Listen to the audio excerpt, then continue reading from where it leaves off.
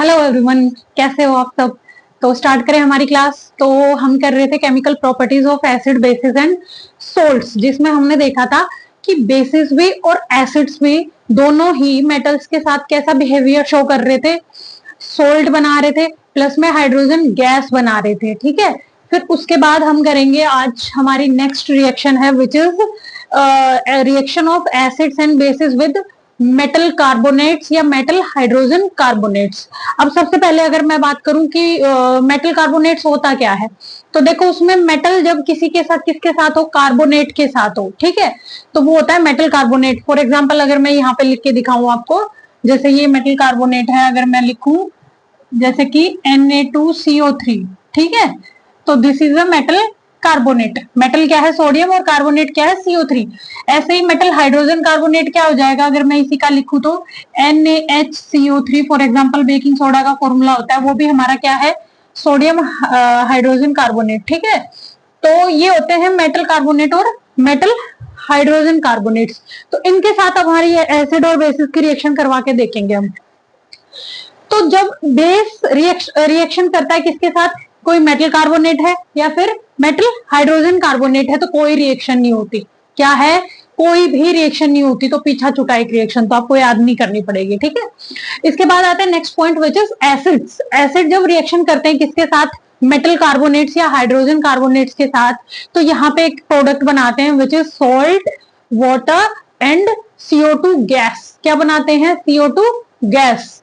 ठीक है, तो अब मैं एक रिएक्शन लिख के दिखाती हूँ आपको। फॉर एग्जांपल एक रिएक्शन है, जैसे कि आपका एसिड ले लो कोई भी, अगर मैं बात करूं हाइड्रोक्लोरिक एसिड ले लिया हमने, और मेटल कार्बोनेट यही ले लो आप, जैसे Na2CO3 है। ठीक है, तो इसकी रिएक्शन करवा दी तो क्या बनेगा, NaCl। Na यहां से आ जाएगा, Cl ये सॉल्ट बन जाएगा, प्लस में क्या आ गया बाहर, वाटर आ गया, और क्या आ गई हमारी CO2 गैस। ठीक है, तो ये एक तो ये रिएक्शन है, देखो मेटल कार्बोनेट के साथ। अगर मैं बात करूं हाइड्रोजन कार्बोनेट के साथ, आप कोई और एसिड ले लो, जैसे कि HNO3 ले लो, ये भी नाइट्रिक एसिड है आपका, तो इसकी रिएक्शन मैं करवाऊं मेटल हाइड्रोजन कार्बोनेट, मतलब NaHCO3। ठीक है, तो यहां पे भी क्या बनेगा, सॉल्ट बनेगा। कौन सा सॉल्ट, सोडियम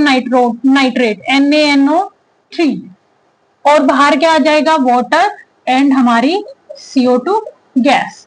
कहने का मतलब ये है सिर्फ कि जब भी हमारे एसिड्स रिएक्शन करेंगे, आपको सिर्फ इतना याद रखना है कि मेटल कार्बोनेट्स या मेटल हाइड्रोजन कार्बोनेट के साथ तो वो रिलीज करेंगे carbon dioxide gas, CO2 gas. ठीक है, और सोल्ट बनाएंगे, इतना ही डिफरेंस है। ठीक है, अब और बेस कोई रिएक्शन शो नहीं करेंगे। तो ये थे सेकंड रिएक्शन या second chemical properties of acids and bases, ये आपको याद करने पड़ेंगे।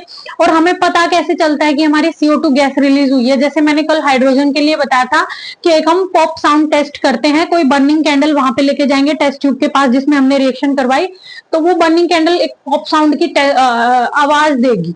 ठीक है, तो वैसे करते हैं, वैसे ही CO2 का भी एक टेस्ट करते हैं हम, तो वो मैं आपको शॉर्ट्स में डालूंगी वो वीडियो। तो हम उसमें क्या करते हैं, कैल्शियम हाइड्रोक्साइड मतलब लाइम वाटर ले लेते हैं, और उसमें जब हम CO2 पास करवाते हैं तो वो मिल्की हो जाता है वो सोल्यूशन। ठीक है, तो इससे हमें पता चलता है कि CO2 रिलीज हुई है। ऐसे ही जब यहाँ रिएक्शन होगी और अगर CO2 रिलीज हो रही है तो हम क्या करेंगे, उसको लाइम वाटर में से पास करवा देंगे। अगर लाइम वाटर का colour from transparent to milky white अगर चेंज हो गया तो हम समझ जाएंगे कि CO2 गैस रिलीज हुई है, हमारी केमिकल रिएक्शन हुई है। ठीक है, तो दो टेस्ट होते हैं CO2 के लिए, आपको याद रखना है मिल्की लाइम वाटर टेस्ट, और हाइड्रोजन के लिए पॉपअप साउंड टेस्ट। ठीक है, अब करते हैं हम तीसरी रिएक्शन इसकी, किसकी, एसिड्स की। किसके साथ, एसिड और बेसिस की किसके साथ करेंगे, एक दूसरे के साथ करेंगे, कि आपस में कैसे रिएक्शन करते हैं। अभी तक तो हम मेटल नॉन मेटल ये वो कर रहे थे। ठीक है, अब बात करेंगे कि आपस में कैसे रिएक्ट करेंगे ये कौन,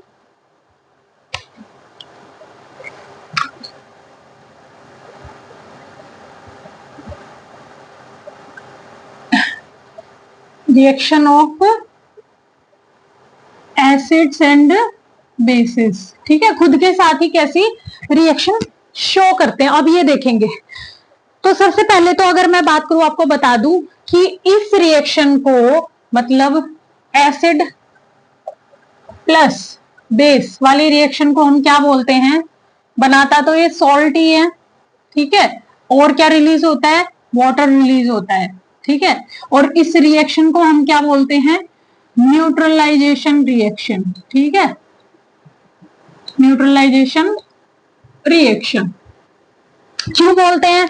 अब आप ये मत सोचना कि न्यूट्रलाइजेशन रिएक्शन इसलिए बोलते हैं क्योंकि salt is neutral, no. Neutralisation reaction इसलिए बोलते हैं क्योंकि आपको पता है एसिड्स एंड बेस दोनों एक दूसरे के क्या है? एंटागोनिस्टिक, या मतलब ऑपोजिट बिहेवियर शो करते हैं, बिल्कुल, है ना, हमने कल की भी थी प्रॉपर्टी में।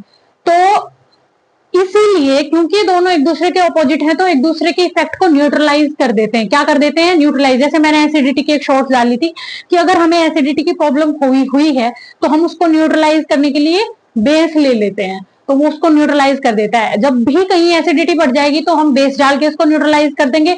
यहाँ कहीं पे बेसिसिटी बढ़ जाएगी तो वहां पे हम एसिड डाल के उसको न्यूट्रलाइज कर देंगे, ठीक है। तो ये जब आपस में रिएक्ट करते हैं तो उस रिएक्शन को मोस्ट इंपॉर्टेंट रिएक्शन है, इस पर क्वेश्चन आता है 1 नंबर का, गारंटीड, ठीक है।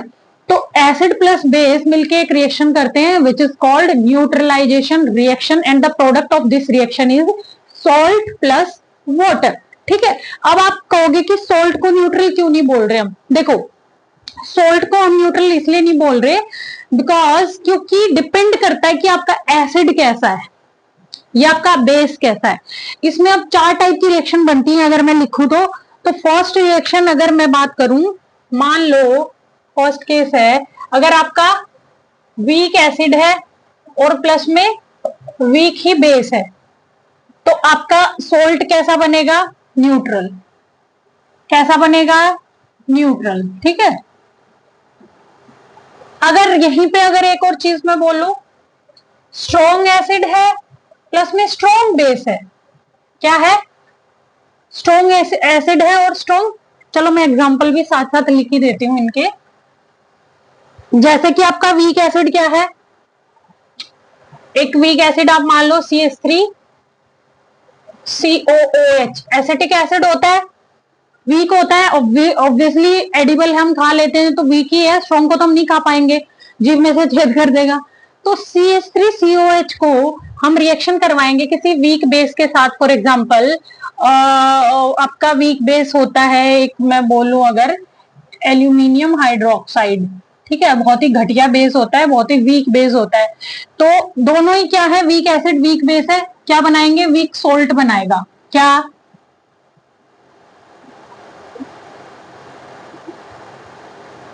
CH3COOAl, ठीक है, और वाटर आ जाएगा बाहर। कहने का मतलब है ये एकदम वीक क्या बना है? न्यूट्रल सोल्ट बना है। क्या बना है? न्यूट्रल सोल्ट बना है, ना ये एसिडिक है ना ये बेसिक है। अब अगर मैं बात करूं सेकंड केस हमारा क्या होगा,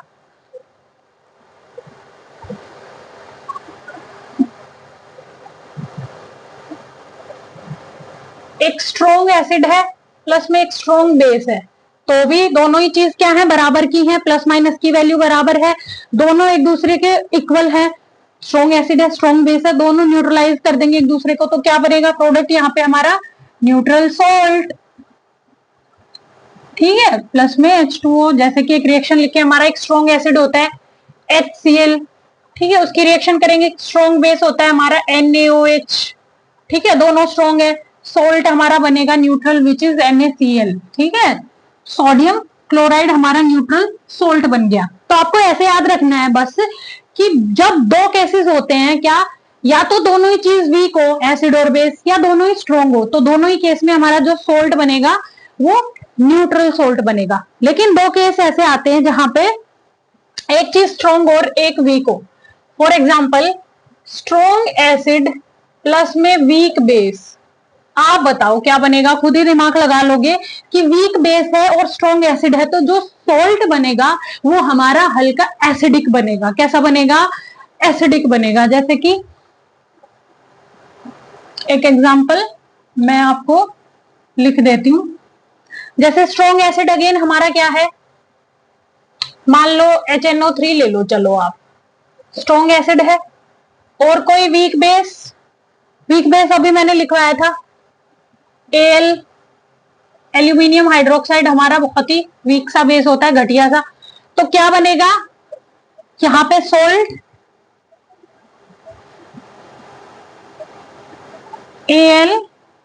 AlNO3, ठीक है, और प्लस में वाटर बाहर आ गया। तो ये जो सोल्ट बना है ये कैसा बना है, ये एसिडिक सोल्ट बना है। बिकॉज क्योंकि हमारा एसिड स्ट्रॉन्ग था, वीक बेस था, तो सोल्ट हमारा एसिडिक बनेगा। ऑब्वियसली जो एसिड था उसका पलड़ा भारी था, बस इतना ही है, कोई बड़ी बात है ही नहीं इसमें, ठीक है। इसी का एक और अगर अगला केस में देखूं, अगर हमारा वीक एसिड है, चार कंडीशन बन रही है, और स्ट्रॉन्ग बेस है। अब बताओ, बेस स्ट्रॉन्ग है तो ऑब्वियसली हमारा सॉल्ट होगा वो कैसा होगा, बेसिक। कि सॉल्ट क्या है, बेस क्या हमारा स्ट्रॉन्ग है, प्लस में वाटर। यहां पे अगर मैं एक रिएक्शन करके दिखाऊं आपको, फॉर एग्जांपल वीक एसिड हमारा अगेन CH3COOH, ठीक है, और प्लस में हमारा स्ट्रॉन्ग बेस होता है, बहुत ही फेमस है, NaOH, सोडियम हाइड्रोक्साइड। तो क्या बना लेगा वो, ये देखो CH3COONA, ठीक है, प्लस में, और ये नाम मैं लिख दूं, सोडियम एसिटेट होता है वैसे तो, अगर आपको बता दूं। और कैसे कैसे होगा ये, बताओ कैसा होगा ये, बेसिक, क्योंकि हमारा स्ट्रॉन्ग बेस से बना है ये। अब देखो, अब समझो आप बात, दो केस तो आप वीक है अगर दोनों चीज, या दोनों चीज स्ट्रॉन्ग है, तो उसमें सीधी सी बात है दोनों ही केस में सोल्ट हमारा न्यूट्रल बनेगा।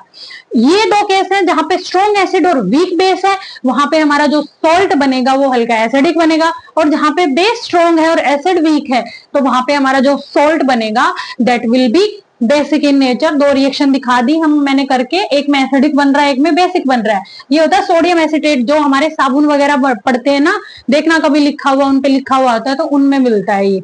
तो ये होता है हमारा बेसिक सोल्ट। तो बस यही थी, इसमें कितनी इजी थी ना केमिकल रिएक्शंस। और कल हम करेंगे इस चैप्टर का नेक्स्ट पार्ट।